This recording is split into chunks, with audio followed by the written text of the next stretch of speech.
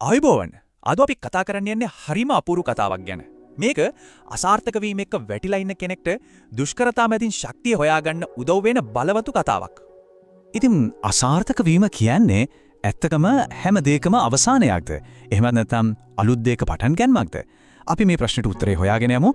නවිදු කියන තරුණයෙක් සහ එයාගේ කුමල් වැඩ කරන ප්‍රවීණ සීයා ධර්මයේගේ කතාව ඇතුළෙන්. හරි. ඉතින් මේ කතාවම පටන් ගන්න නවින්දුගෙන්. නවිදු කියන්නේ හරිම දක්ෂ හීන ගොඩක් තිබ්බ තරුණයෙක්. හැබැයි එයාගේ ජීවිතේ එයා හිතපු නැති විදියට කඩාගෙන වැටෙන තැනකින් තමයි මේ හැමදේම පටන් ගන්නෙ. හිතනකෝ ජීවිතේ හරිම වැදගත් විභාගයකින් අසමත් වුණොත් දැනෙන හැඟීම. නවින්දුරත් උනේ ඒකමයි. එයාගේ යාළුවෝ හැමෝම හොඳ තැන්වලට යද්දි හොඳට ඉගෙන ගන්දි නවින්දුට ඉතුරු උනේ කලකිරීමයි හැමෝගෙම දෝෂාරෝපණය විතරයි. එයාගේ ඔළුවට එකම එක දෙයයි ආවේ. මට කිසිම දෙයක් කරන්න බෑ. මම වැඩකට නැති කෙනෙක්. ඔන්න ඔය හිතුවිල්ල එයාගේ මුළු හිතම අල්ලගත්තා. නවින්දුගේ මේ වැටීම එයාගේ සීයා ධර්මයේ දකින්න කල්ම එයා හිටියේ ලොකු බලාපොරොත්තු සුන්වීමකින්.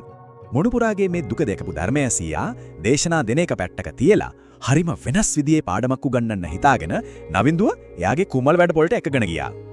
වැඩපොළේදී නවින්දු ඉස්සරහින් කිසිම හැඩයක් නැති සාමාන්‍ය මඩගුලියක්, ඒ කියන්නේ මැටි පිටක් තියලා සීයා හරිම සරල ඒත් ගොඩක් ගැඹුරු ප්‍රශ්නයක් ඇහුවා.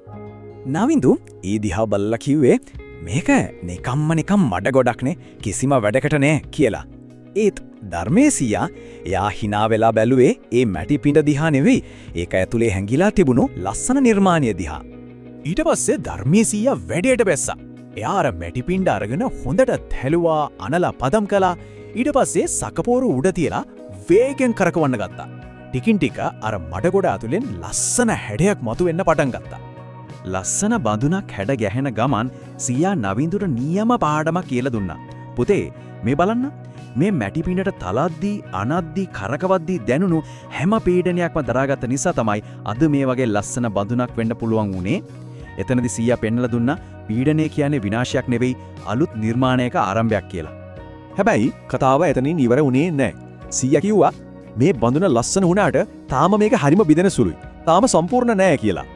සියා තවදුරටත් පැහැදිලි කරා මේ ලස්සන తాවකාලිකයි. මේකට වතුර බින්දක් වැටුනොත් මේක ආයමත් දිය වෙලා මඩ ගොඩක් වෙනවා. ඇත්තටම ශක්තිමත් සදාකාලික දෙයක් වෙන්න නම් මේකට තව එක ලොකු අභියෝගයකට මුහුණ දෙන්නම වෙනවා. ඒ අභියෝගය තමයි පෝරණුව. ඒ කියන්නේ අධික රසයක් තියෙන ගිනි උදුන. අන්නේ ගින්දරෙන් තමයි මේ බින්දෙන සුළු මැටි බඳුන කවදාවත් නැති වෙන්නේ නැති ශක්තිමත් දෙයක් බවට පත් කරන්නේ. ඔන්න ඔතනදී තමයි සීයා නවින්දුට ජීවිතයේ ලොකුම පාඩම කියලා දුන්නේ.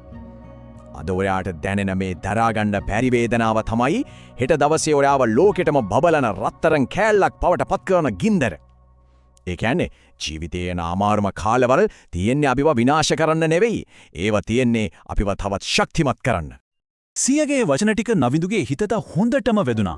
එදා ඉඳන් එරා තමන්ගේ අසාර්ථක වීම දිහා බලපු විදිහ සම්පූර්ණයෙන්ම වෙනස් වුණා. එයාට තේරෙන මේක පරාජයක් නෙවෙයි, මේක ජීවිතයේ දිනන්න අවශ්‍යන පුහුණුවක් කියලා. අන්න ඒ අලුත් හිතවිල්ලත් එක්ක නවින්දු එයාගේ අඩුපාඩු හදාගෙන අලුත් ජවයකින් වැඩ කරන්න පටන් ගත්තා. අවුරුදු කීපයකට පස්සේ එයා රටම දන කෙනෙක් බවට පත්වෙමින් තමන්ගේ ඉලක්කය ජයගත්තා. ඉතින් මේ මුළු කතාවෙන්ම අපේ ජීවිතයට එකතු කරගන්න පුළුවන් බලගතු පාඩම් කීපයක්ම තියෙනවා. පළවෙනි එක තමයි පීඩනයට, ඒ කියන්නේ අභියෝගවලට බය වෙන්න එපා කියන එක. ඒවා එන්නේ දඬුවම් දෙන්න නෙවෙයි, අපිව ශක්තිමත් කරන්න. දෙවෙනි කාරණය, අපිව නිර්වචනය කරන්නේ අනිත්‍ය කියන දේවල් නෙවෙයි, අපේම උත්සාහය. අන්තිමට හොඳ වටිනා දේවල් හැදෙන්න කල් යනවා. ඒකට ඉවසීම කියන දේ අත්‍යවශ්‍යයි. ඉතින් මේ කතාව අවසානයේ අපේ හිතේ එක ප්‍රශ්නයක් ඉතුරු කරනවා. ඇත්තටම වීරයත්වය කියන්නේ කවදාවත් නොවැටී ඉන්න එකද? එහෙමත් නැත්නම් වැටෙන හැම සැරේම ආයමත් නැගිටින එකද?